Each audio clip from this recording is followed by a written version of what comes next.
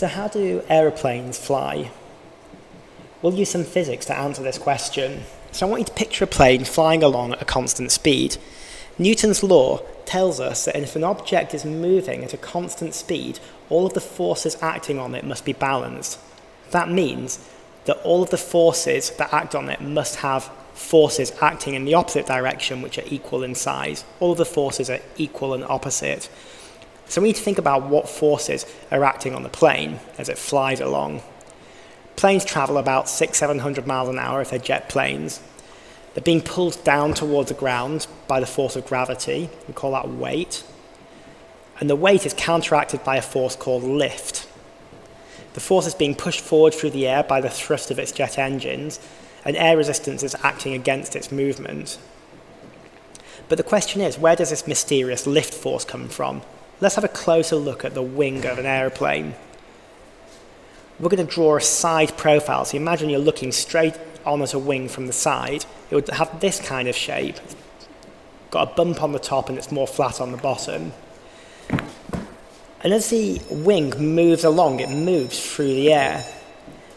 And you have to picture the air flowing over the wing. It goes over the top and underneath the bottom. And because it's got further to go over the top, it moves more quickly compared to the speed it moves underneath the wing. This creates a pressure difference that leads to the force of lift, that upward force acting on the wing.